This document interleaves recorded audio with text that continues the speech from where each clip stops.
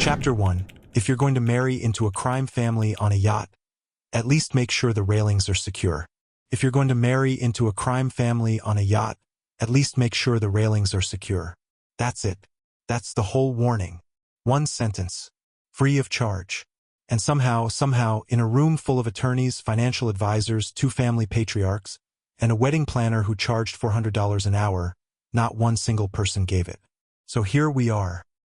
Off the coast of Martha's Vineyard, midnight sky cracked open like a gift no one asked for, fireworks stacking gold and red above the Atlantic, 200 guests in designer clothes drinking champagne that cost more per bottle than most people's monthly rent, and one Omega in a white silk suit standing too close to the edge of a boat he never should have been on in the first place. His name is Kaiven Rourke, and he shouldn't have been standing that close to the edge. Someone already decided the night would end in water. They just hadn't told Kaiven yet. The funny thing, and the narrator has made an executive decision that some of this is going to be funny, because the alternative is just grief and grief doesn't have a comment section, is that Kaiven walked onto that yacht looking like he already knew something was wrong. Not scared. Not dramatic about it. Just quiet in a way that hit different from regular quiet. His hands kept finding the rail every few feet as he moved through the reception crowd. Fingers brushing the polished steel like he was reading something in the temperature of it, like the cold was an honest thing in a space full of warm performances. His eyes tracked the wind moving across the water. He noted cloud formations the way other people noted cocktail choices. He had this habit, measuring things, speed of clouds, distance between guests, number of security rotations per hour. The weight shift of a crowd when the music changed tempo. Not paranoia, pattern recognition. When the world stops asking for your voice, you start using everything else you have, and Kaiven Rourke had been using everything else for a very long time. Kaiven Rourke was mute, not deaf, not checked out, not fragile, not confused, not sensitive in the way people mean when they use the word sensitive to explain away someone's intelligence as inconvenient emotion. Mute. And the people around him had spent the better part of his adult life confusing those four things. Deaf, checked out, fragile, confused for the same one. They had built a whole system around him that looked like care from the outside. The kind of system that has a lot of gestures and very few actual questions. A system designed, whether anyone would say so out loud or not, to keep Kaiven moving in the direction that was convenient for the people running the system and away from the directions where his mind might cause problems. His family managed him. That was the honest word. Managed like a budget line, like a scheduling conflict, like a piece of real estate that needed to be positioned correctly to generate maximum return. They spoke over him at formal dinners. They answered questions directed at him before he could reach for his phone to type a response.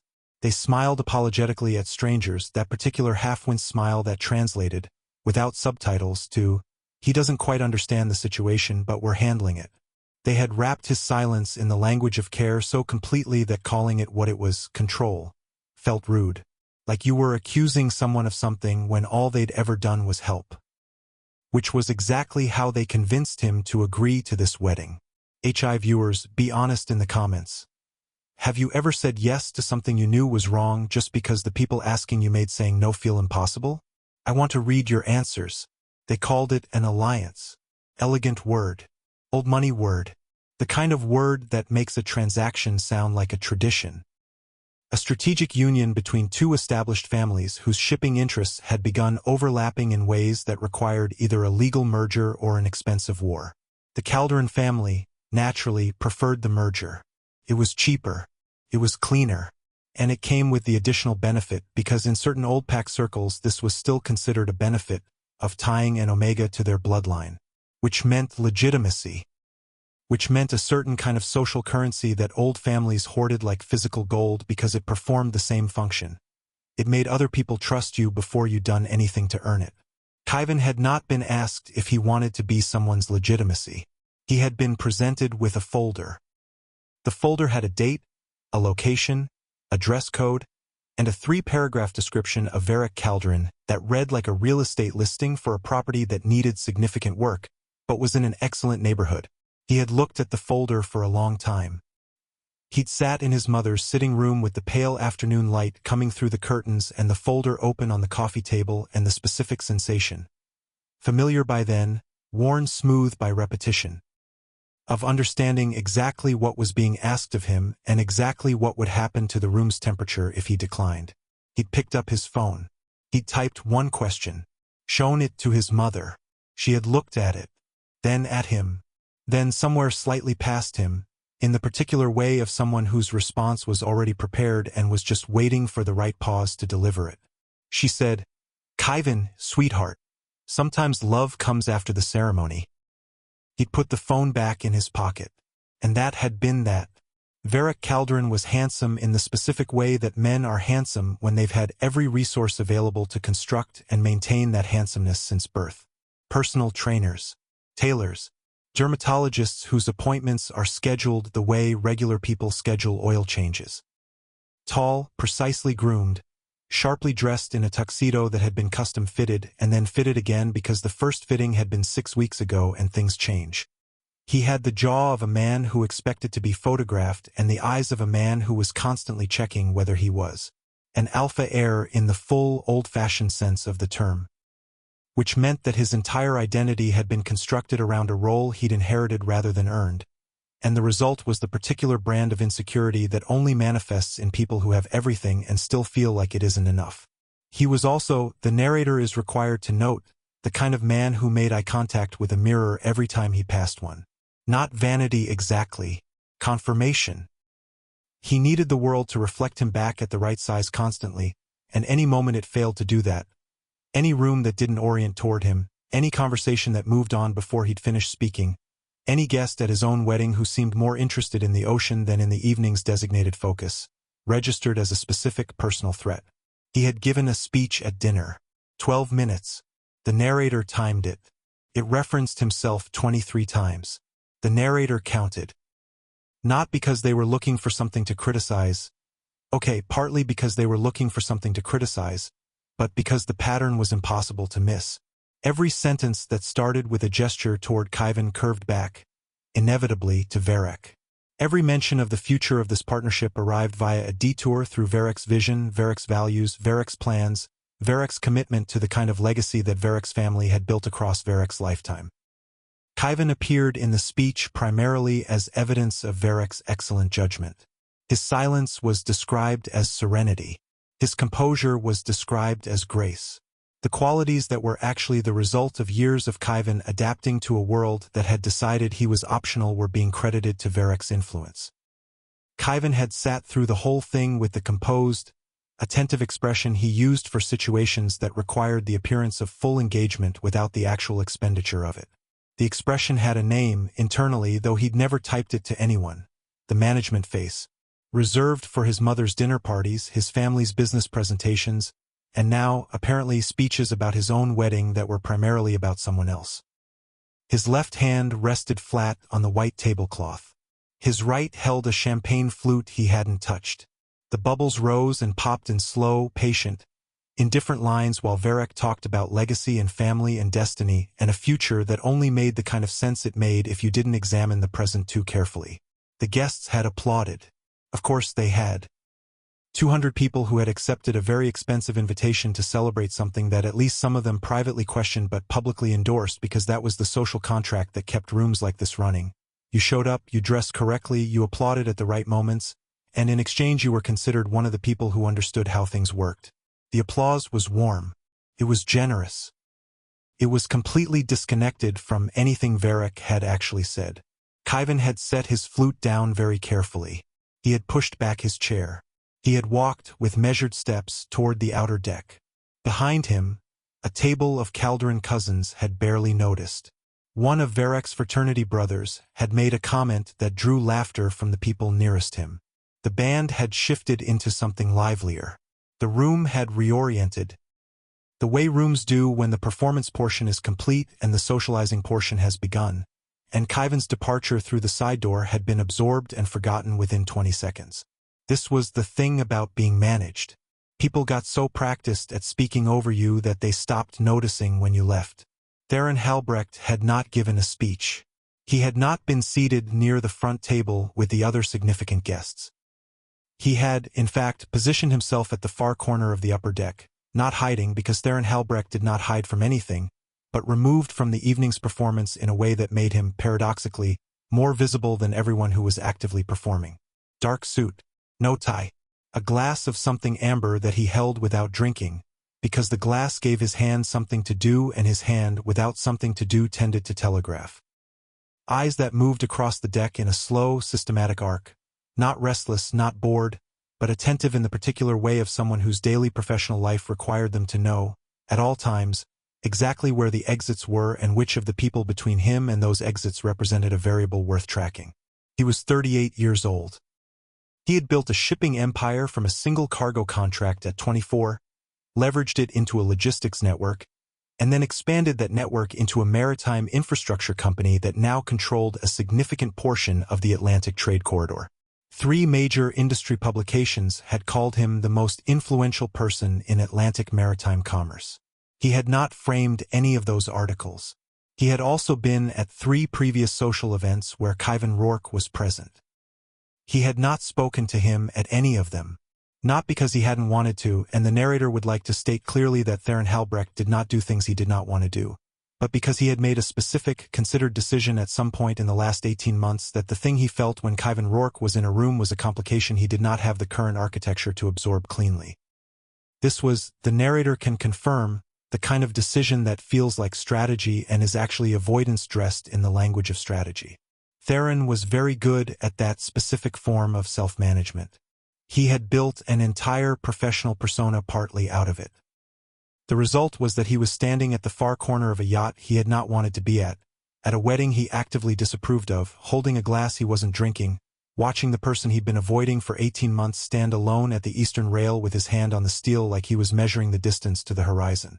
Theron's version of emotional vulnerability was blinking twice instead of once. He was blinking a lot tonight. Nobody in his immediate vicinity was brave enough to mention it. He watched Kaiven navigate the reception crowd, the way he moved through it without engaging it, the way he found the rail at the edge of the deck and let his hand rest there, the way he tracked the wind, the way he stood near the eastern railing on his second pass around the upper deck, slightly apart from the nearest group, looking at the water with the expression of someone who found the ocean more honest than the party. Theron understood that. He understood it in the specific, private way of someone who had spent a lifetime in rooms that rewarded performance over substance and had never once stopped being exhausted by it. Their eyes met on Kaiven's second circuit of the deck. Theron had been watching the eastern rail. Kaiven had looked up from the champagne station where he'd been deciding whether to take a glass. Not to drink, just to have something to hold. The social prop that let you move through a party without being asked why you weren't participating. And they'd made eye contact across 30 feet of polished deck and evening crowd. 2 seconds, maybe 3. Kaiven looked away first. Then, almost immediately, the way your hand goes back toward something warm, he almost looked back. He stopped himself. He went to the eastern rail instead. Fingers on the steel. In for 4, out for 6. The old counting rhythm. The one that meant something needed managing. He stood there and watched the water. The Atlantic at night has no interest in being approachable. It's not the soft, photogenic thing from the postcards. It's enormous and dark and genuinely indifferent to human occasion, whether that occasion is a wedding or a funeral or anything in between. The surface caught the yacht's running lights in long, trembling reflections. Further out, past the reach of any light from the boat, the water was absolute black. Just ocean and sky running together at a horizon that existed more as a concept than a visible line, and somewhere in the far distance the slow, patient pulse of a lighthouse that had been doing its job since before anyone on this yacht was born and would keep doing it long after. Kaiven watched it. He pressed 2 fingers against the rail. Cold, real, steady. He counted his breaths. He did not look back across the deck to where Theron Halbrecht was standing. He thought about it. He did not do it. Up on the deck above, Theron set his amber glass down on the nearest flat surface without finishing it. He'd been tracking the security rotation for the past 45 minutes. A habit, not a concern, or so he'd told himself for the first 30. But something had changed in the last 15. The standard four-man sweep pattern that had been running in clean staggered intervals all evening had quietly, without announcement, been replaced by a two-man rotation. Not a personnel issue. The missing two officers were still on the vessel. He'd seen them below deck near the crew quarters corridor. They hadn't been relieved. They'd been redirected. A gap had been created. A deliberate gap, in the coverage of the upper eastern deck, timed to the transition between the reception dinner and the fireworks display when maximum crowd noise and distraction would be guaranteed. Small changes in security coverage on private vessels almost always meant one of two things. Someone was being protected, or someone was being cleared. Theron moved toward the stairs. Not running. Not urgent in any way a camera would catch. Just redirected. The specific, quiet efficiency of a man who had learned, across 20 years of high-stakes business decisions, that the window between noticing something and responding to it was reliably narrower than optimism suggested. The fireworks started. Gold, first. A single burst that cracked the sky open above the water and held there, spilling light down across the waves in a shimmer that made the whole surface of the ocean look briefly alive. Every guest on deck tilted their face upward. Glasses raised. Someone in the crowd cheered. The band, down in the ballroom level, shifted keys to meet the mood. The security cameras on the bow panned up instinctively toward the display. And in the noise and the light and the crowd all looking up at the sky, Varric Calderon stepped through the side door onto the eastern deck. He didn't call Kaiven's name. He already knew where Kaiven was standing. Kaiven heard the door. He turned. Not alarmed, because on his wedding night a door opening behind him was not a reason for alarm.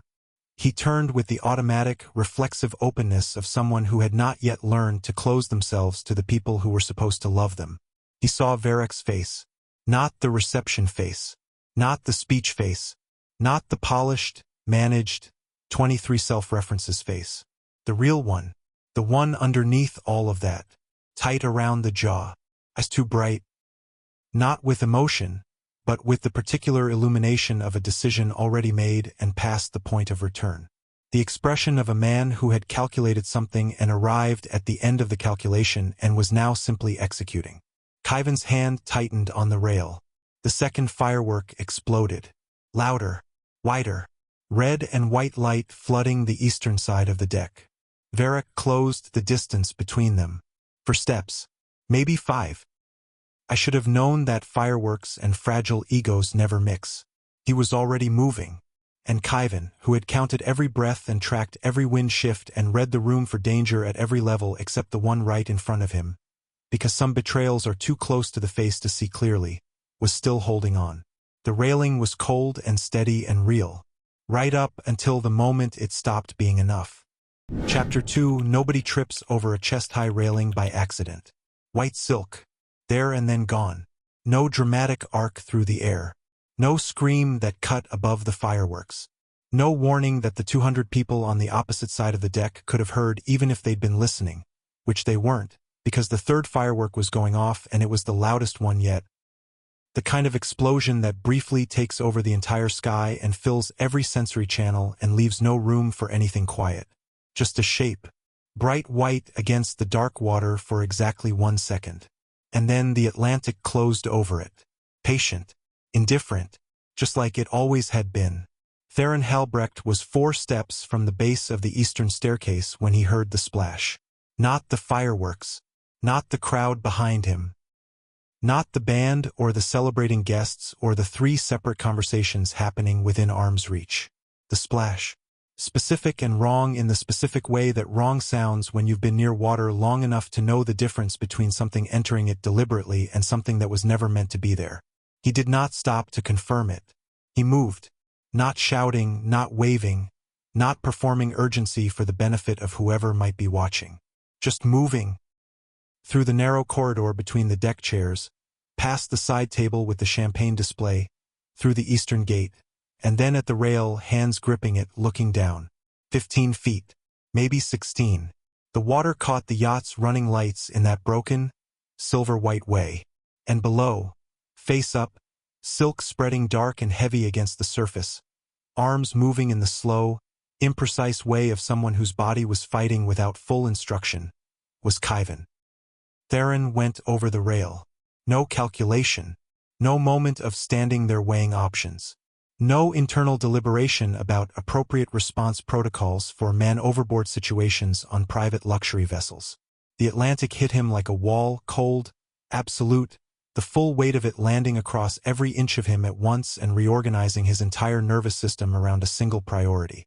Find him. Get to him. Everything else is noise. He went under first. Disorientation. Pressure, darkness, the hull of the yacht a dark mass above and to the left. He kicked hard, adjusted his angle, swept wide with both arms. The water was dark but not total. The running lights penetrated maybe 6-7 feet down, enough to see movement, enough to track the pale fabric shifting in the current. He reached Kaiven in 11 seconds. He would count them later, alone, and they would feel very long. Kaiven was conscious. That was the first thing Theron registered. Not relief exactly, not yet, because relief required a moment of stillness and there was no stillness yet, but a specific recalibration. The eyes were open, wide and fixed on the surface above, which was the right instinct, oriented upward, aware of direction. His arms were still moving, inefficiently, imprecisely, weighed down by the silk and the cold and whatever shock was doing to the signal between his brain and his body, but moving, resisting. Kaiven Rourke, even in the Atlantic in the dark, was not giving up. Theron got an arm around him from behind, firm under the arms across the chest, and pulled. They broke the surface together. Kaiven gasped. Sharp and involuntary, the kind of sound a body produces without permission when it has been denied air long enough. Not a scream, not a cry, just the raw, reflexive intake of breath, immediate and urgent. And then, almost immediately, he clamped down on it.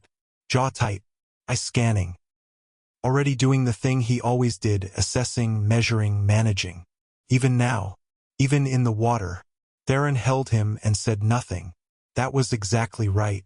Above them, the fireworks continued. That was the part that would stay with people later, the specific detail that would come up every time the night was discussed in rooms where people were trying to understand what had happened. The fireworks did not stop. The celebration continued for a full 90 seconds, maybe more. While Kaiven Rourke was in the water, the crowd was still watching the sky. The band was still playing. Glasses were still raised in the direction of the display, and people were still making the sounds that people make when something bright and loud is happening overhead, and they haven't yet been given a reason to look somewhere else. The first person to look down was a deckhand near the stern. He called it in. The rescue skiff was deployed inside 2 minutes, which was the operational standard. A fast response, a professional crew, equipment that worked.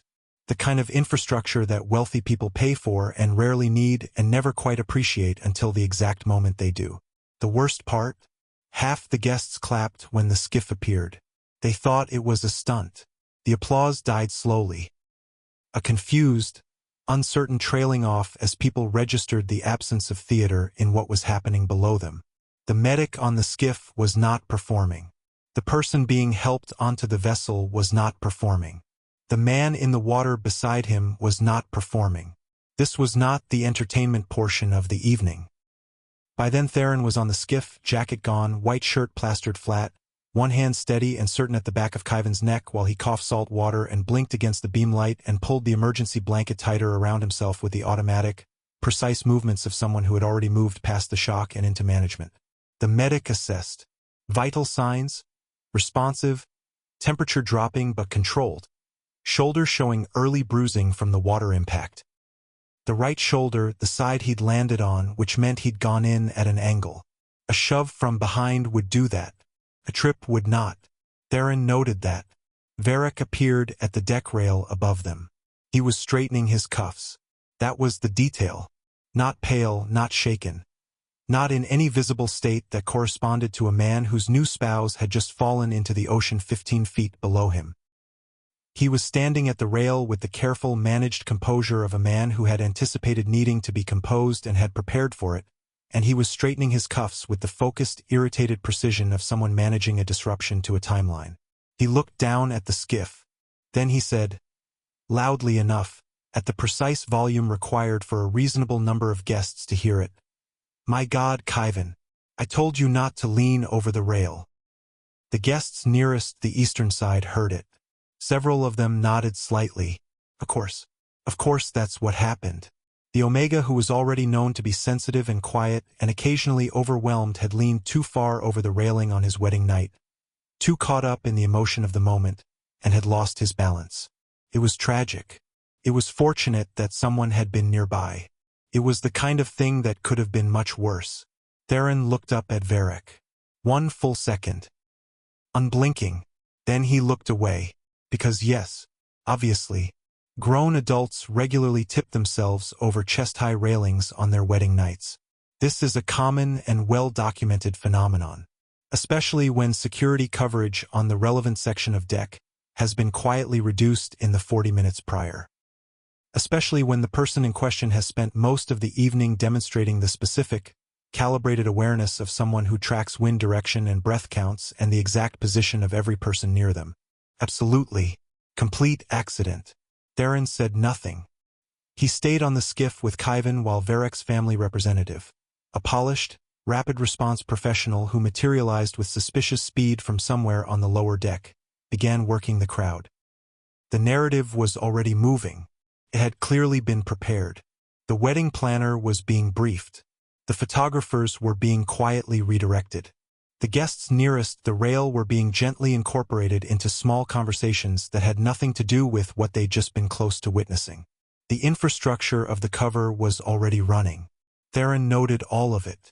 He noted the speed. He noted the fluency of the response. The specific, practiced smoothness of people who were not reacting to an unexpected crisis but executing a prepared one. He noted the complete absence of genuine shock on any Calderon face. Not the father. Not the brothers. Not the communications person. Not Varric. None of them looked surprised. He pulled out his phone. Away from the medic, away from Varric's people, turned slightly so the screen wasn't visible to anyone nearby. He opened his security chief's contact. He typed, "Pull the full surveillance backup. All cameras. Full date range. Priority flag." He sent it. He put the phone away before the response could come. He walked back to Kaiven. The medic was finishing her notes. Kaiven was sitting upright on the skiff bench, blanket around his shoulders, and he was not looking at the water or at Varric on the deck above or at the guests still processing what had happened. He was looking at his hands, which were flat on his knees, which were steady, which were the specific kind of steady that happens when stillness is a decision and not a default. Theron sat beside him, not close enough to crowd, close enough to be a wall between him and the rest of the night. Kaiven did not look up immediately. Then he did.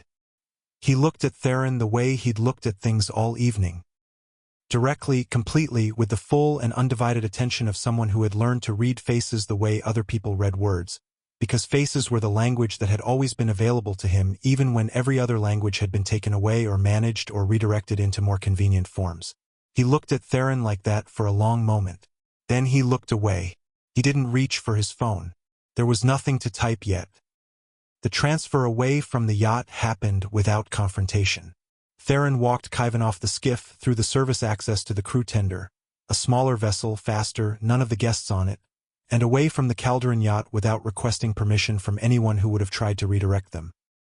2 of Theron's personal security, who had been on the vessel all evening positioned in roles that required no explanation and attracted no attention, flanked the exit point without being asked to.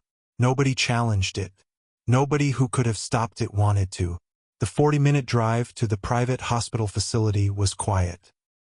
Kaiven sat with the emergency blanket still around his shoulders and watched the highway lights passing the window with the calm, patient expression of someone who was processing an extraordinary amount of information in a compressed amount of time and had decided that the most useful thing to do was let it process rather than fight it.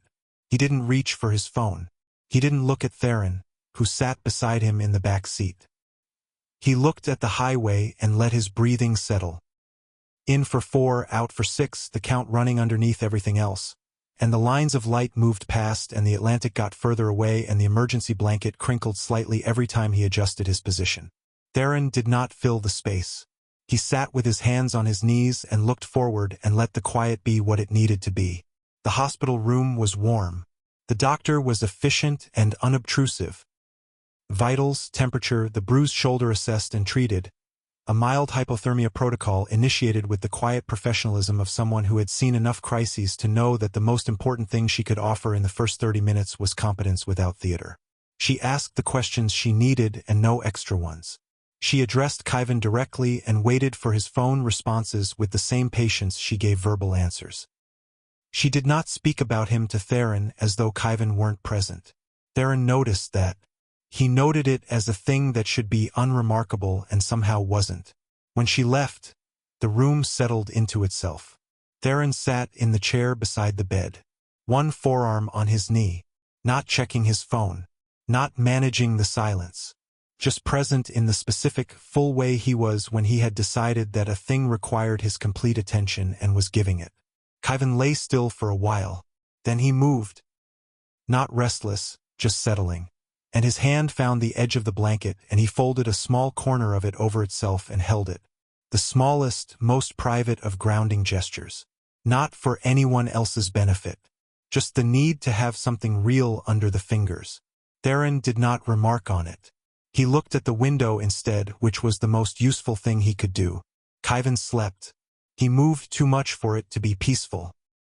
Shoulders pulling tight at sounds from the hallway, hands working against the blanket in the slow, searching way of someone whose body was still processing what the night had put it through.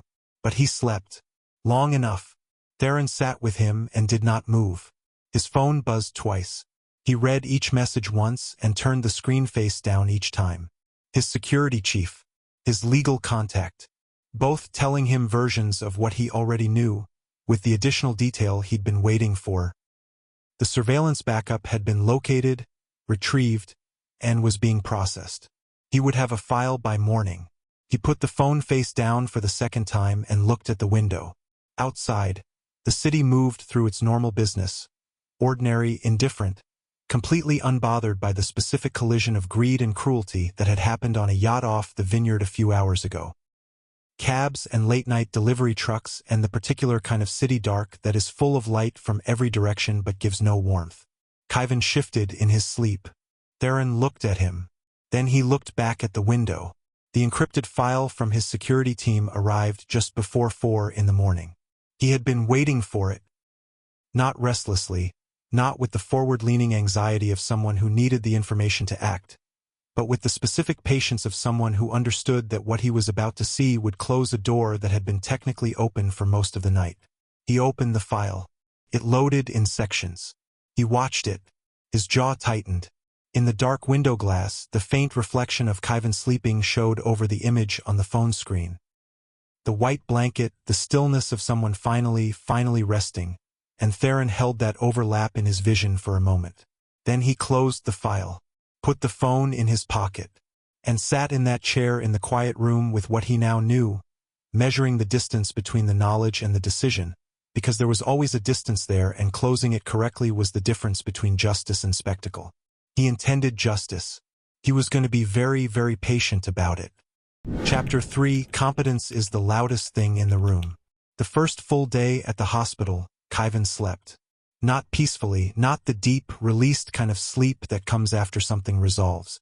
The kind that comes when a body has been through enough that it shuts down the optional functions and runs only the essential ones. He moved too much. His shoulders tensed at sounds from the hallway. His hands worked against the blanket in slow, searching rhythms. His jaw set and released at intervals that had nothing to do with any external sound. Theron worked through the morning in the chair near the window with his phone on mute and his answers typed into his operations team's chat function, because he had decided at some point around 3 in the morning, without ceremony, as his important decisions tended to happen, that he was not going to be the sound that woke Kaiven Rourke up. Not today. His company could function without his voice for a morning. He had built it specifically so that it could. He had thought about that later. The deliberateness of that choice. Going quiet for someone who was already quiet. Theron Halbrecht had spent his entire career being the most consequential presence in any room he entered.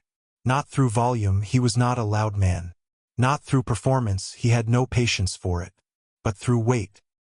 There was a gravity to him that rooms adjusted to automatically, the way buildings adjust around load-bearing structure. Meetings realigned. Conversations redirected. People said different things in the presence of Theron Halbrecht than they said in rooms he wasn't in, and they often didn't realize they were doing it. He had gone quiet.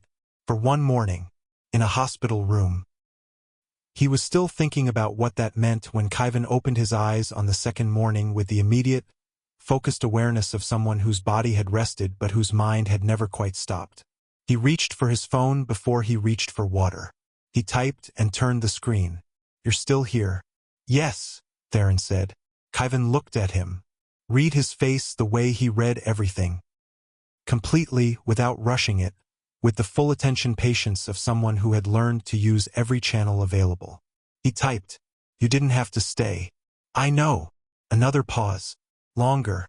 Kaiven looked at the ceiling, then back at his phone, then at Theron, and the look was the specific, undecorated assessment of someone who couldn't use small talk as padding and had therefore become very good at cutting directly to the thing underneath it. He typed, "Why?" Theron looked at him.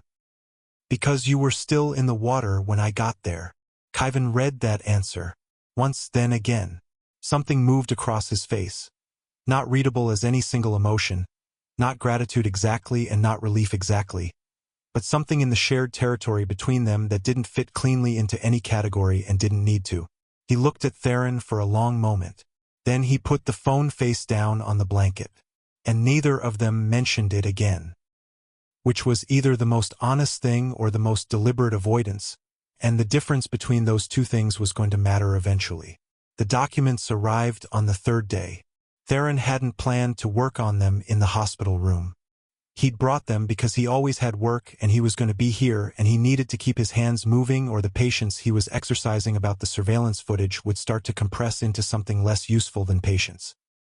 He spread the materials across the secondary table near the window: freight manifests, cargo declarations, maritime audit logs from the Calderon Shipping Consortium's secondary fleet operations, 11 months of documentation that his risk analyst had flagged as worth a close read. He'd been at it for 20 minutes when he registered that Kaiven had stopped watching the harbor and was watching him instead. Not casually, carefully, the way Kaiven watched everything. With the full, quiet, specific attention of someone who understood that information lived in details and details required looking at twice. Theron kept working. Another 10 minutes. Then Kaiven got up. He crossed the room without asking. He pulled the chair across from Theron and sat down and looked at the document Theron was currently reviewing. He tilted his head slightly. He reached out and turned the document toward himself. He looked at it for a long time. Then he pulled a second document from a different stack, placed them side by side, then a third. He lined them up, 3 documents, different dates, different terminals, different declared cargo classifications, and ran his finger down a specific column in each one. Then he stopped, tapped twice, on a single entry in the third document in the weight reconciliation column. He looked up at Theron. His expression said, "There." Theron leaned forward. Irregular cargo documentation. For consecutive shipments out of a Calderon secondary terminal, all filed under the same general freight classification, industrial equipment parts, a category broad enough to be nearly meaningless. Declared weights that didn't reconcile with the manifest totals when you ran the arithmetic manually instead of accepting the system-generated summary. Routing that made no logistical sense for the stated destination. The shipping lane added 4 days to delivery and increased cost by a margin that no efficiency-focused operation would accept voluntarily. All of it processed. All of it stamped. All of it cleared by the same documentation officer across all 4 shipments. And all of it time-stamped within a 9-day window. The same 9-day window as the wedding planning cycle. The same period during which Kaiven's family had been in active negotiation with the Calderon representatives over the terms of the alliance. Theron sat very still for a moment. This is how power hides. Not loudly. In paperwork. Kaiven was already reaching for the pen from Theron's breast pocket. Not asking, just reaching, with the confidence of someone who was in the middle of demonstrating something and didn't have time for the social overhead of requesting permission. He circled 3 entries, drew a connecting line, wrote a number in the margin of the third document, a calculation that Theron ran independently in his head 2 seconds later and confirmed was exactly right to the decimal. He looked up from the margin. He looked at Kaiven. You've seen this before, Theron said. Not a question. A recognition. Kaiven picked up his phone. His thumbs moved quickly, the way they did when the thought was already formed and just needed to land. My family used the same structure. 4 years ago. Different terminal. Same hiding method. Same documentation pattern. Theron took that in. How long ago did you notice it? I noticed it 6 months in. I tried to report it. To your family. To an outside auditor first. He referred it to my family. And your family. Told me I was confused. There was a specific weight to those 4 words that had nothing to do with their syllables. Not rage. Not bitterness. Kaiven had clearly packed whatever bitterness belonged to that particular betrayal into a sealed container a long time ago and put it somewhere he didn't open without specific reason. Just clarity. The bone-deep, matter-of-fact clarity of a person who has been dismissed so many times, in so many ways, by so many people who should have known better, that the dismissal stopped being surprising and became simply one more data point about the world. He'd seen it. He'd documented it. He'd tried to report it. And someone had looked at a mute omega bringing evidence of financial irregularity and decided that confused was the more convenient interpretation. For years. He'd been sitting with that for 4 years. Theron looked at the circled entries, at the connecting line, at the margin calculation, clean, accurate, the work of someone who hadn't needed a calculator or a second opinion or a senior analyst to confirm what the numbers said. I need a second set of eyes on the cross-referencing, he said. I have 2 analysts who are good, but they're not in the industry. You are. You caught a pattern in 20 minutes that they would have spent 2 days triangulating to. Kaiven tilted his head very slightly. Reading him. I'm asking you to keep looking, Theron said. If you want to. Kaiven was quiet for a moment. The harbor light moved across the window behind him in long gray stripes. A ship moved across the far edge of the view. Slow, heavy, purposeful. He nodded. Once. Short. Certain. And that was how it started. They worked through the afternoon together. Kaiven moved through the documents with a systematic, unhurried speed. Not frantic, not performing efficiency, just efficient in the particular way of someone who has learned to do things correctly the first time because they know they will not always be given a second opportunity to be taken seriously. He built a cross-reference matrix in the margins across 3 separate freight logs that mapped the financial architecture of the irregularity in a way that was both comprehensive and, for anyone with the background to read it, completely clear. Theron photographed the matrix and sent it to his senior analyst without attribution. She responded in 4 minutes. This person should be working in maritime compliance. Who ran this? He did not tell her. Not yet. What Theron noticed, watching Kaiven work through the afternoon, was the absence of hesitation. Not recklessness. Kaiven triple-checked every figure, sourced every notation back to its origin document, flagged the places where his analysis was inference rather than confirmed fact. But there was no performed uncertainty in the presentation of the findings.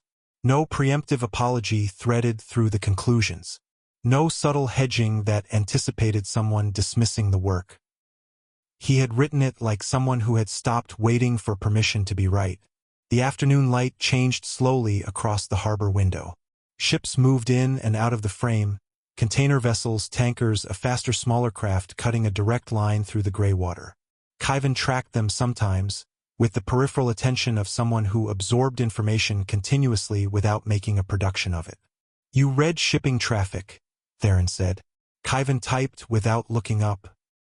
My grandmother lived on the coast. I had a lot of time and a pair of binoculars and not much else to do. How old? 8. Through about 14. That's a long apprenticeship. It wasn't planned that way. No, Theron agreed. The useful ones never are. Something in that went in rather than past.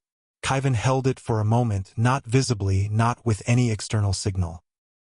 But Theron had been watching him closely enough and long enough to recognize the specific quality of stillness that meant something had landed and was being processed somewhere private. He went back to the documents. So did Theron. The Calderon family sent their representative at 4 o'clock. A polished man in a symmetrical suit, professionally warm, professionally precise. The kind of person whose entire career was built on making unacceptable things sound like they were open to discussion.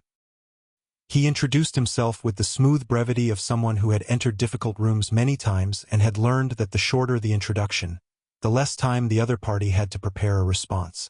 He wanted to speak with Kaiven, privately, about the narrative. Kaiven had looked at the word narrative, had actually held the business card and looked specifically at that word, the way you look at a move you've seen before and know the counter to, and then looked at Theron. Theron said, "He's not available." The representative smiled. The jaw did the work. Nothing above it moved. "I think Kaiven would benefit from hearing some context directly. There are some concerns about framing, about how certain events might be misrepresented. And it would be a shame if Kaiven's reputation suffered because someone else's interpretation got ahead of the facts." "Which facts?" Theron said. The man's smile held. "The ones that are most helpful to everyone." Theron looked at him for a long time. The specific, patient, unmoved attention of a man who had sat across from dozens of people using the word helpful to mean something that had nothing to do with help. He let the silence run considerably past comfortable. Then he said, "Tell the Calderon family that the framing of certain events will resolve itself." The representative left. Kaiven had watched the whole exchange without expression. When the door closed, he typed something on his phone and showed Theron the screen. He'd written, "They sent the same man 4 years ago. Different suit. Same sentence structure." Theron looked at the screen. Then at Kaiven. "You recognized him." He recognized the approach. "They have a type. What did you do 4 years ago when he came?" Kaiven looked at the window, then back at Theron. "I was alone, so I listened, and then I believed the wrong version." He said it without self-pity. Just documentation. Just the fact of it placed on the table alongside everything else. Theron said nothing for a moment. Then, "You're not alone this time." Kaiven read that, looked at Theron the way he looked at things that mattered, directly, fully, with the whole weight of his attention on it. Then he put the phone face down and went back to the freight cross-reference without responding. Which was, Theron had come to understand, not absence. It was the opposite of absence. It was Kaiven receiving something and choosing to hold it quietly because some things are too real to perform a response to. The legal notice arrived that evening. Courier. Formal envelope. Dense language inside. It cited potential defamation concerns in the event that certain statements were made to press or regulatory bodies regarding the events of the previous weekend. It referenced Kaiven's history of emotional instability. A history that, the narrator would like to point out with emphasis, had been constructed and maintained by the same family structure that had just spent 3 paragraphs citing it as evidence. It suggested that pursuing any public or legal narrative would cause harm primarily to Kaiven himself. It was signed by a law firm that had also handled the family auditor referral 4 years ago. Full circle. Kaiven read it once. He set it on the corner of the table. He picked up the pen and went back to the freight cross-reference. Theron watched him do that. There was something clarifying about it. About seeing a person receive a document specifically designed to make them smaller, designed with care, with expense, with the full infrastructure of institutional power aimed at one person, and simply set it aside and continue the work. No anger performed, no dismissal performed, no visible cost to the decision at all. Just a choice made cleanly to keep going. Theron stood at the window that night. He had opened the encrypted footage file twice and closed it without reaching any decision he was ready to name. Not because he didn't know what to do. He knew exactly what to do, had known since before the file arrived, had probably known since he went over that railing into the water. But because the what and the how were different questions and the how needed to be right. There was a version of the next 2 weeks in which he made a scene, in which he called a press conference and released the footage and destroyed Varric Calderon publicly and in real time, in which the narrative became about humiliation, the powerful man protecting his omega, the villain exposed, the villain crushed, the crowd applauding. He had thought about that version. He didn't want it. He wanted the thing that couldn't be undone by a future news cycle, by a settlement, by a PR campaign, by a family with enough money to outlast the outrage. He wanted the structure dismantled, the method closed, the documentation on record in places that didn't care about narratives. He opened the file one more time, watched it, his jaw tightened, closed it. In the reflection of the dark window, he could see Kaiven at the table, still working, pen moving in small precise strokes, building the case one margin notation at a time. Tomorrow, he decided. He would make the first call tomorrow. Chapter 4. You don't need a voice to document theft. The maritime regulatory hearing room smelled like old leather and present-tense anxiety. That specific combination, the particular staleness of a formal institutional space layered underneath the sharp, fresh edge of people in that space who had something to lose, was the detail that didn't make it into the coverage. The coverage focused on the footage, on the document matrix, on the moment the room's center of gravity shifted so completely that you could feel it in your sternum. But the smell was part of it. It was the smell of a space that had processed a lot of powerful people maintaining a lot of expensive stories, and was now being asked to process the part where one of those stories ran out of runway. 3 weeks had passed since the yacht. Theron had worked through the intervening time with the systematic patience of a man who understood that the difference between effective action and premature action was the difference between a result that held and one that could be appealed, reframed, or quietly paid away. He had filed no complaint immediately. He had made no statements. He had given no indication, in any public or industry context, that anything was developing. He had instead done 3 things. He had forwarded a comprehensive maritime freight irregularity report to the Atlantic Seaboard Maritime Regulatory Committee, co-developed with an unnamed compliance specialist whose credentials were impeccable and whose documentation was airtight. The report cited specific anomalies, specific dates, specific financial flows, and requested a formal review. He had retained maritime legal counsel, not the kind that made noise, the kind that made records.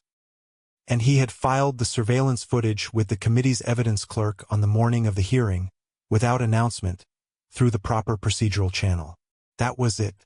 No press, no leaks, no strategic previews to industry contacts who would circulate the story before the committee had a chance to process the facts. Just the facts, through the right channels, at the right time. The Calderon family arrived with 3 attorneys, a communication strategist, 2 character witnesses, and a comprehensive narrative. The narrative was constructed with care. It acknowledged the incident.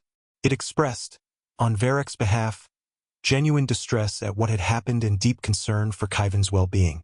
It noted, delicately, repeatedly, with the specific repetition that makes a word start to feel like a fact, that Kaiven was a sensitive person who had been under significant emotional strain.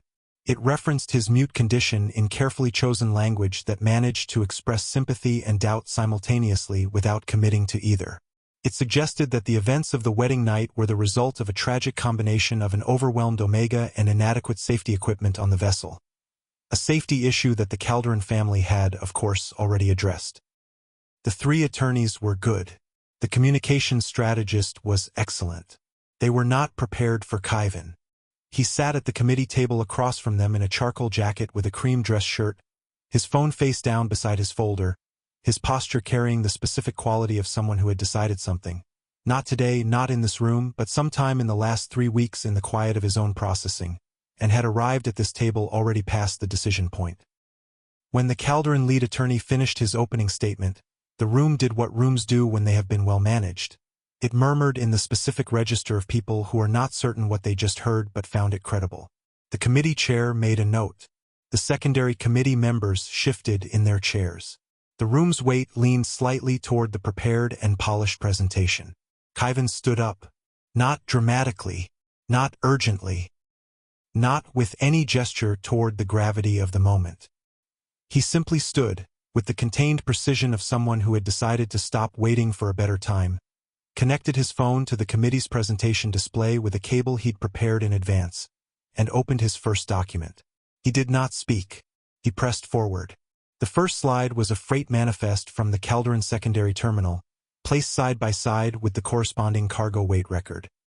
The discrepancy between them, highlighted in red because clarity was more important than understatement, represented approximately $40,000 per shipment when converted to the commodity value of the weight difference. He pressed forward. The second slide showed the same structure replicated. 11 shipments, 9 months. The red highlighting in the same column in the same position across every document. He pressed forward. The third slide showed the financial routing. Not described, mapped. Dummy company to subsidiary to holding structure. Each step documented with its corresponding transaction record. Each link verified by a source document listed in the accompanying footnote index. Verrek's lead attorney started to speak. The committee chair raised one hand. Kaiven pressed forward. 6 more slides. Each one adding a layer. Each one a piece of the structure that had been built over 9 months and hidden in the particular way that things are hidden when the people hiding them are confident that the person who found them once will not be given another platform to say so. They had been confident about that. They had been wrong. By slide 4, the room was silent in a way that was different from the previous silence. The committee members were leaning forward. The chair was writing. The secondary members had stopped shifting in their chairs. Even the Calderon attorneys had gone quiet in the specific way of people who are recalculating something in real time. The final slide had a timestamp note in the lower left corner. It had been written as a documentation reference during the original filing. 6 words. I don't need a voice to document theft. The room read it the way rooms read things when the moment is right. Not as a line from a document, but as the truest sentence in the building. As the line that the whole morning had been building toward. Verrek leaned forward. He had been quiet through the slides, holding the expression of careful concern he'd been coached to maintain. The brow of a man who was distressed to see these misunderstandings persist. But something was shifting in him. The calculation behind the expression was visible now the way it had been visible on the yacht. That specific tightness, the eyes too bright, the jaw working beneath the composed surface. The man who had straightened his cuffs after the splash was now calculating, in real time, how much of what he'd prepared was still usable. He said the word accident 7 times in the next 4 minutes. The narrator is providing a count. He referenced Kaiven's mute condition twice, both times in language crafted to sound like concern and structured to function as doubt. He said things like, given the difficulty Kaiven has always experienced in communicating his needs, it's understandable that his interpretation of events might differ from what others observed. He said, we want to be sensitive to how Kaiven processes the world, which is different from the way most people do. He brought up a text message, presented as a standalone exhibit, that Kaiven had allegedly sent 3 days before the wedding expressing anxiety. A message that, read in its full context, was the entirely reasonable response of a person being pressured into a political union, and was being presented here, stripped of every surrounding sentence, as evidence of instability. He was good at this. Not as good as the legal team, but practiced. The kind of practice that comes from a lifetime of being the one in the room whose version of events was always the one that got believed. Until now, Kaiven listened to all of it. He did not react visibly. His hands were flat on the table. He was counting something, breaths maybe, or the number of times Verrek had confirmed, without realizing he was doing it, exactly what had happened on that deck. Each reframing, each careful deployment of sensitivity language, each moment of performed care that was actually performed doubt. Kaiven had a very long and very detailed memory for this particular pattern, and he was storing every instance of it with the patient, precise attention of someone who understood that what was said in this room would be on record. Everything was going exactly the way he had expected it to go. He reached into his folder and produced one final document. He did not project it. He placed it on the table and slid it directly to the committee chair. A forensic accounting analysis. Cross-referencing the dummy freight company's registration date, not with the Calderon family, but with a financial transfer from that company to a subsidiary controlled by a member of the Rourke family. Kaiven's own family. The implication was clean and required no narration. The scheme had not been unilateral. The marriage alliance had not been a merger between 2 innocent parties disrupted by one bad actor. There had been collaborative financial interest in making the union happen, on both sides, which meant there had been collaborative financial interest in keeping Kaiven manageable enough to agree to it, in keeping him in the cage that looked like care, in maintaining the system that ensured he would receive a folder instead of a question. He had been sold to a structure that both of his families were invested in, and he had just put that on the committee table. The room went entirely still. Not the controlled, managed stillness of a formal proceeding. The actual stillness of people confronting a specific, documented truth that rearranges something structural in the space. When the furniture of the story you arrived with suddenly shows itself to have been arranged around a thing you hadn't seen. The Calderon lead attorney requested a recess. The committee chair denied it. Then she said, "The committee requests any available video documentation from the evening of the incident." Theron, sitting in the third row, present, unaffiliated, simply a member of the public attending an open regulatory hearing, looked at his phone for exactly 1 second. His security team had filed the footage that morning, 6:42 a.m., through the committee clerk's standard evidence intake process. No fanfare, no notification to opposing counsel, just the proper channel properly used. The footage ran on the committee's main screen, 42 seconds. The yacht's secondary cameras had night vision capability and had been recording to an off-site backup server even during the period the primary system was classified as offline. The image quality was more than adequate. More than adequate in the specific sense of, there was no ambiguity about what it showed. The approach, the position, the deliberate weight shift, the hands, the signet ring on Verek's right hand.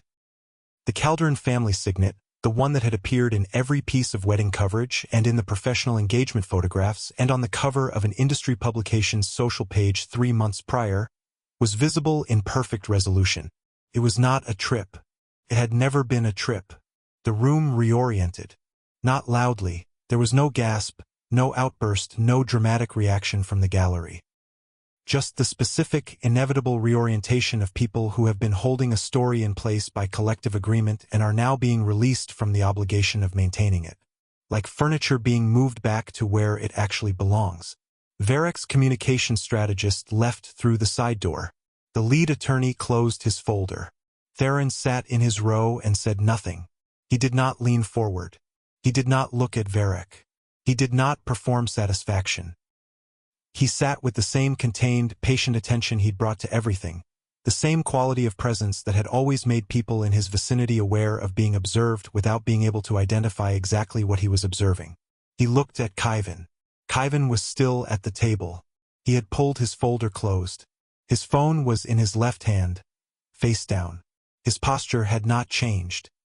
Straight, present, unhurried, the specific composure of a person who had done what they came here to do and was now simply letting the room catch up. The hearing moved into evidence processing. Verek was escorted to a separate consultation room.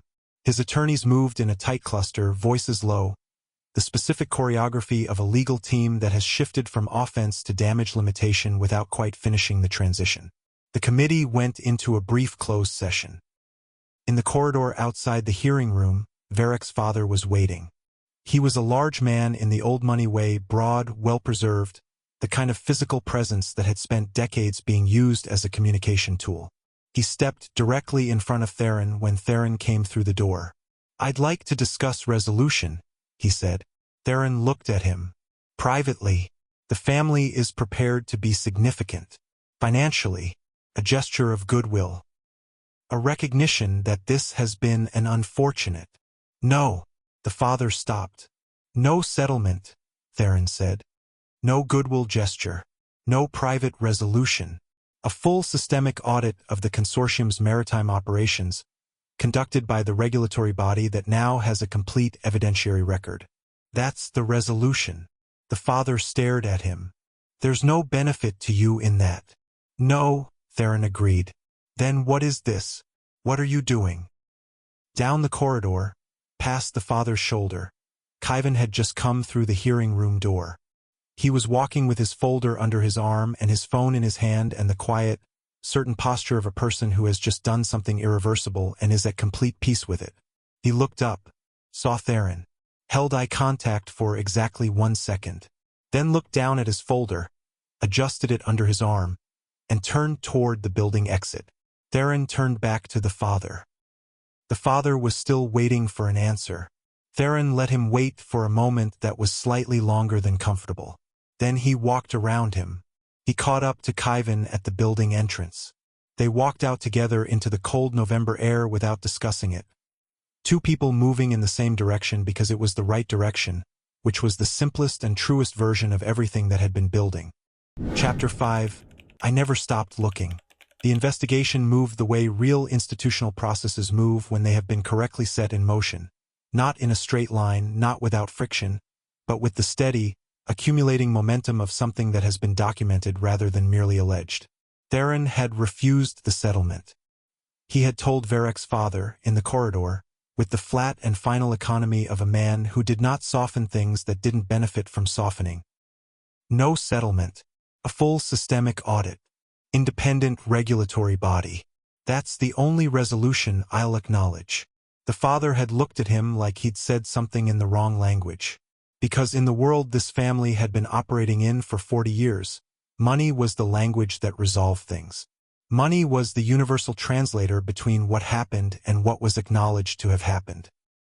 No one in their experience had ever been offered significant money and said no because they wanted a regulatory audit instead.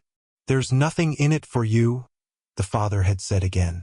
A genuine confusion, not a negotiating position. Theron had considered the question. Not the first time. Someone tried to kill a person I intend to keep around, he said. And I want to make sure the structure that made that seem like an acceptable decision doesn't survive the week. He walked away. The audit was filed that week. The committee approved it the following Tuesday. By Thursday, Federal Maritime Oversight had become involved, not because anyone had called them dramatically, but because the freight irregularity documentation, once properly before the committee, met the statutory threshold that required automatic escalation.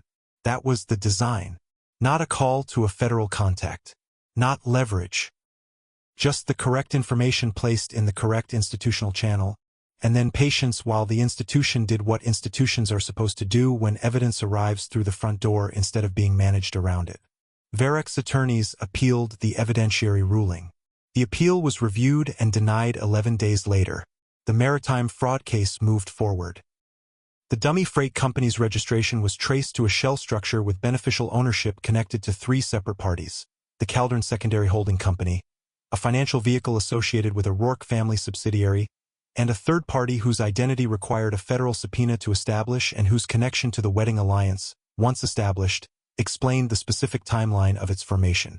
None of it had been accidental. All of it had been documented. The story that came out in the coverage, not from Theron, not from a strategic leak, just from the regulatory committee's required public filings, was significantly larger than a yacht incident. It was a coordinated financial fraud scheme using maritime operations as the concealment mechanism, sustained over 11 months, involving parties on both sides of a family alliance that had been constructed, at least in part, to maintain the conditions under which the scheme could continue operating without scrutiny. Kaiven had been the marriage and the seal and the silence they'd counted on. The industry coverage ran for 2 weeks. Through all of it, Theron gave one statement. A single sentence, to the regulatory committee's press liaison, confirming that the Halbrecht Group had provided the committee with documentation it considered relevant to the review. That was all. No press appearances. No industry events. No interviews. The people who wanted his comment got the statement. The people who wanted the story got the committee filings, which were public record, which contained everything.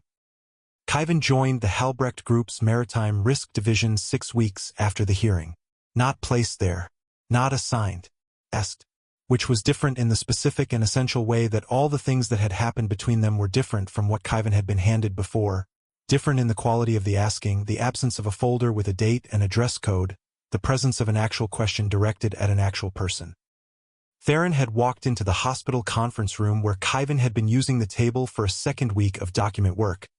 The committee filings had expanded and there was follow-on analysis to be done, and said, "I'm creating a maritime compliance position. I'd like you to be the person in it." Kaiven had put down his pen. He'd looked at Theron for a moment with the full, unhurried attention that meant something was being genuinely considered and not just socially processed.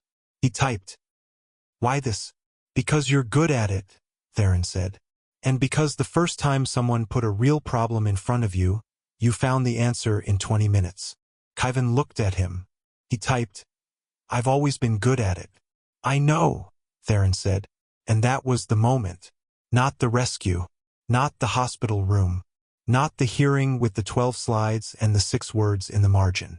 This moment, the clean, flat, undecorated acknowledgement that Kaiven Rourke had always been capable of exactly this, and that the only thing that had ever stood between his capability and the world's recognition of it was the specific and sustained cruelty of being dismissed before being allowed to demonstrate it, was the one that mattered.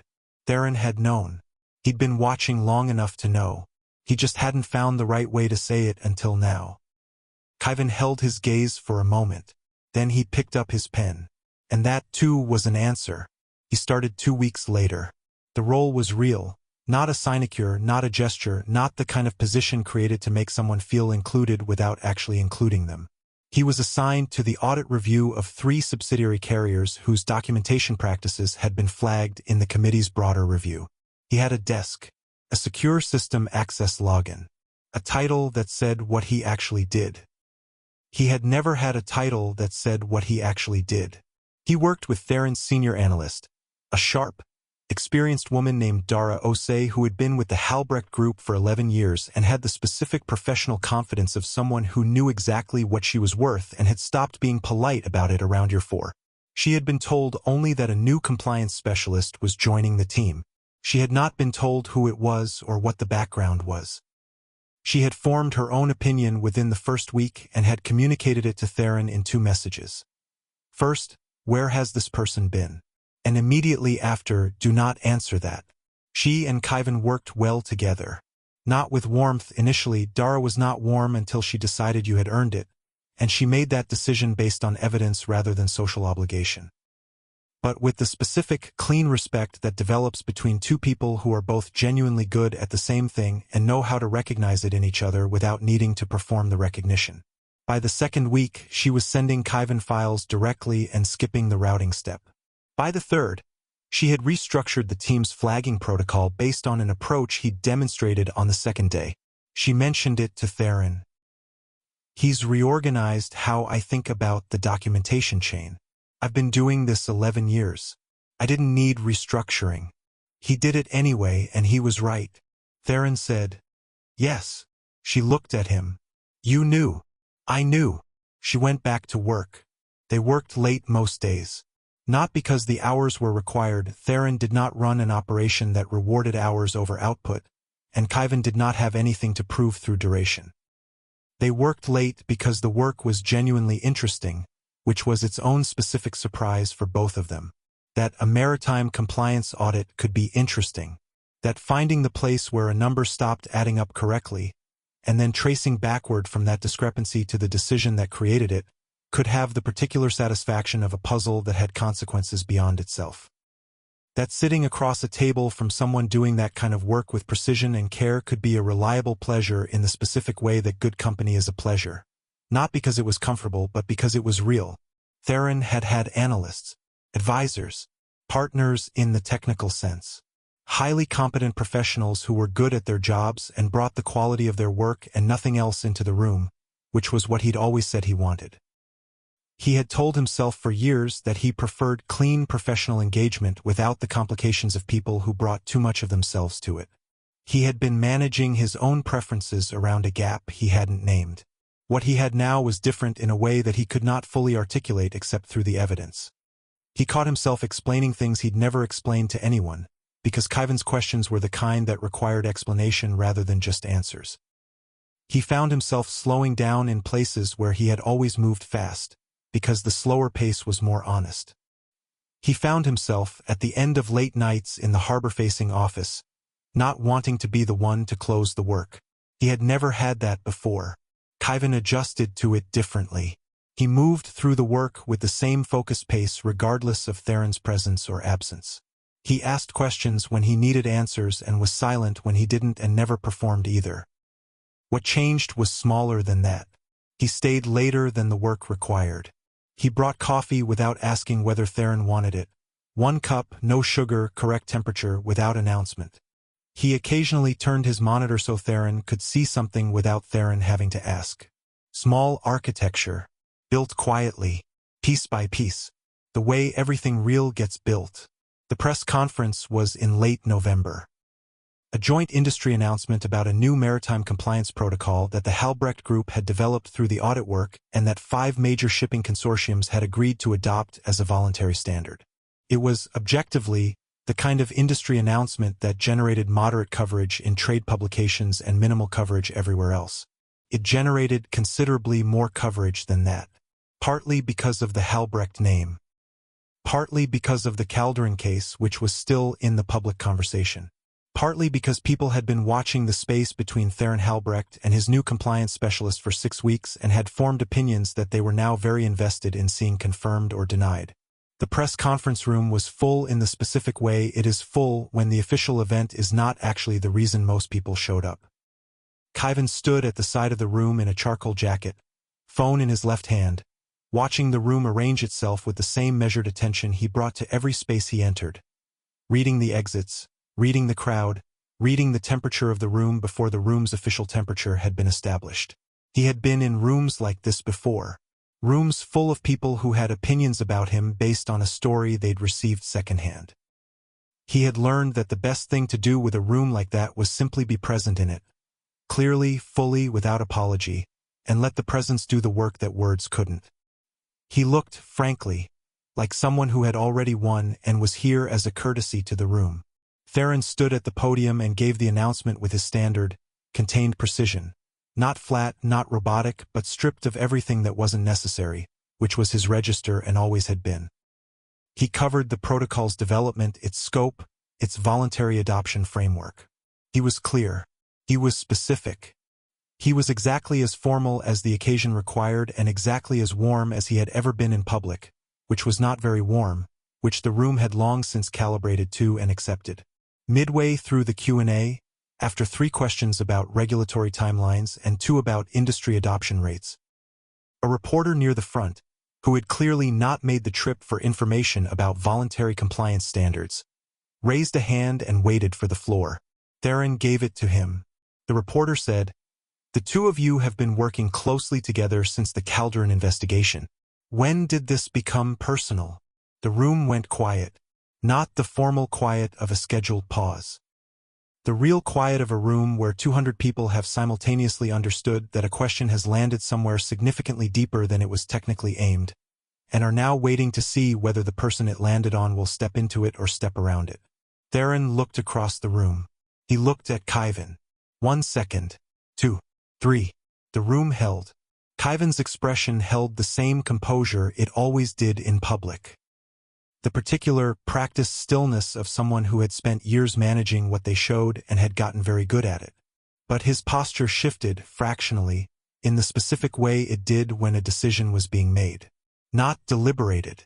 Made. The difference between those 2 things was visible if you knew how to read it, and Theron knew how to read it. Kaiven lifted his phone. His thumbs moved quickly. Short, certain, the efficiency of someone who had already formed the thought and was simply delivering it. He crossed the room. Not rushed, not performing the crossing. Just moving with the directional certainty of someone who knew where they were going. He held the screen up to Theron. Theron read it. He laughed. The room registered it before anyone had time to prepare a reaction to it, because that was the nature of something genuine in a space full of managed presentation. It arrives before the room's defenses are up. Not the half-smile. Not the controlled professional warmth of a man who had crafted his public effect over 20 years of industry appearances. A real laugh. Short and caught off guard and warm in the way that warmth is most undeniable when it hasn't been prepared. The warmth of someone who has just been handed the exact right sentence for something they have been carrying without language and feel, at the sound of it, the specific relief of being understood completely. Several cameras captured it. Every person in the room who had ever tried to describe Theron Halbrecht to someone who hadn't met him would cite this moment going forward, because it was the first and most complete evidence that there was something underneath the architecture. He turned back to the podium. He looked at the camera. He looked at the room. He said, "I never stopped looking." He did not explain it. He did not follow it with context or qualification or the kind of careful language that leaves a door open for a different interpretation. He said it the way you say something when you've been waiting a long time to say it accurately, and the right words have finally arrived. The room understood. All of it. The watching from across the yacht deck, the vault over the rail, the hospital room, the documents at the window table, the hearing room and the 12 slides and the 6 words in the margin, the refused settlement, the systemic audit, the 2 people working late in the Halbrecht Group's harbor-facing office because the work was genuinely interesting and so was the person doing it across from you. The looking had never been about surveillance or strategy or possession.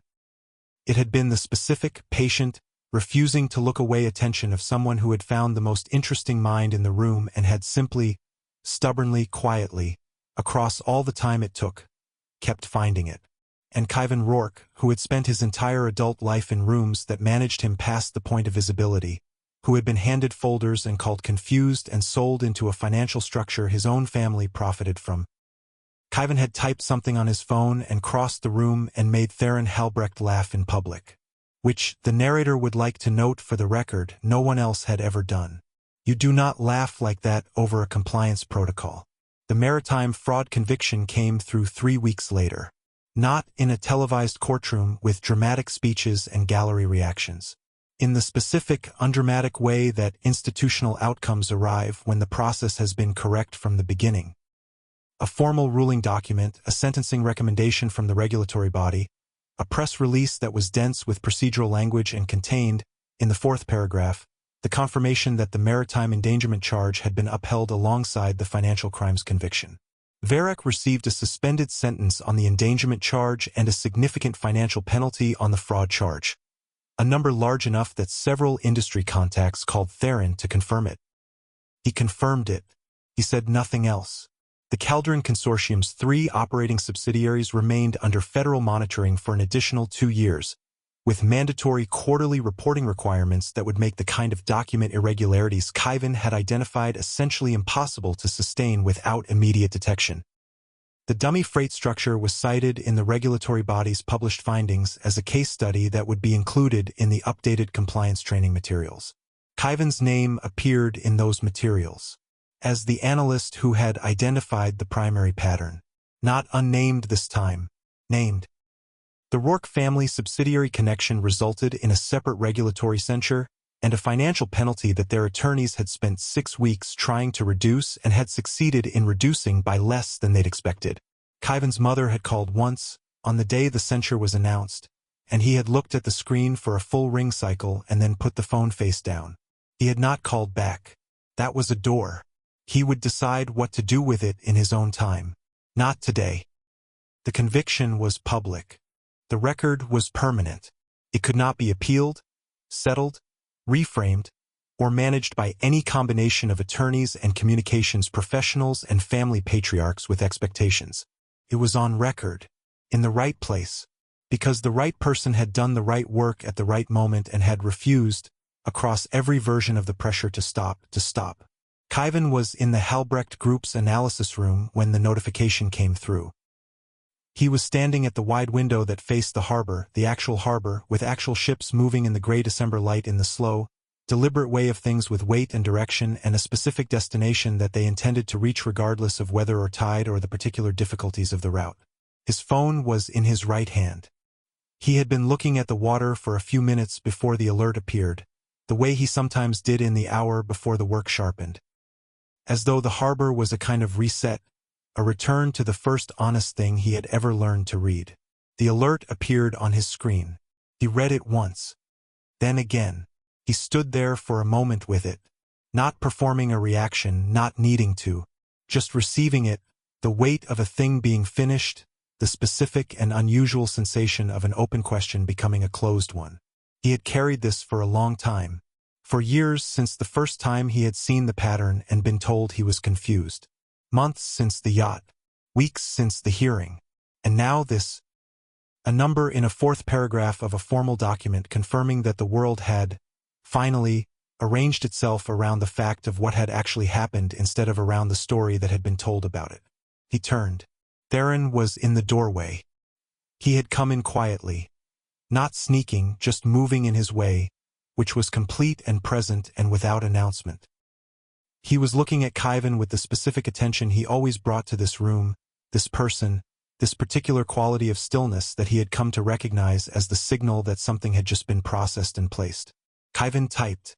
He walked across the room and held up the screen. It's over. Theron read it. He looked up at Kaiven. "That part is," he said. Kaiven held his gaze for a moment. The harbor light moved behind him, gray and shifting, the long flat brightness of winter on water. Somewhere below the building, a vessel sounded its horn once, low and certain, the sound of something large announcing itself to the space it was moving through, asking the water to recognize it. Kaiven put the phone in his pocket. He stayed where he was. He looked at the harbor. He looked at the ships. He looked at this city that he had moved through for years with the specific invisibility of a person that rooms managed around rather than included, in which he had been present without being heard, capable without being acknowledged, intelligent without being asked. He had made a choice to be here, not because someone had placed him here, not because a family had handed him a folder and said love comes after the ceremony. Not because silence was easier than the fight of being somewhere else. He had made a choice to be in this building, at this work, with this man, because this was the first professional context of his adult life in which the question that mattered was not whether he could perform compliance with what the room needed from him, but whether what he was seeing in the documents was correct. It was always correct, and now the room knew it. Theron moved into the space. He didn't make a speech. He didn't perform the weight of the moment or dress it up or give it language it hadn't asked for. He stood beside Kaiven at the window and looked at the harbor with him. The ships, the gray water, the slow, enormous movement of things carrying weight across great distances, and said nothing because he had learned, across all the weeks of working across from each other in the particular silence they'd built together, that the silence between them was not absence. It had never been absence. It was the language they'd developed when every other language had proven insufficient. It was the fluency they'd arrived at not through declaration but through the accumulated trust of 100 moments of working alongside each other without pretending to be something other than what they were. Kaiven reached out. His hand found Theron's, not dramatically, not with ceremony, not as a gesture for anyone else's benefit. Just the quiet, factual claiming of something that had been true for longer than either of them had named it, and that had simply been waiting for the right moment of stillness to be confirmed. Theron turned his hand over, held it. The harbor moved outside the window. Ships in and out, freight and crew and weather, the whole ordinary enormous infrastructure of things going where they were supposed to go. Cargo logs and shipping lanes and all the complicated, essential business of the world continuing without pause, as it always did, as it always would. In the corner of the window glass, the December light shifted once. The kind of shift that happens at the very edge of afternoon, when the light stops being light and starts being something else, something quieter and more honest than the brightness of midday. Kaiven watched it happen. He didn't speak. He didn't need to. And for once, the world didn't need him to speak to understand exactly who he was.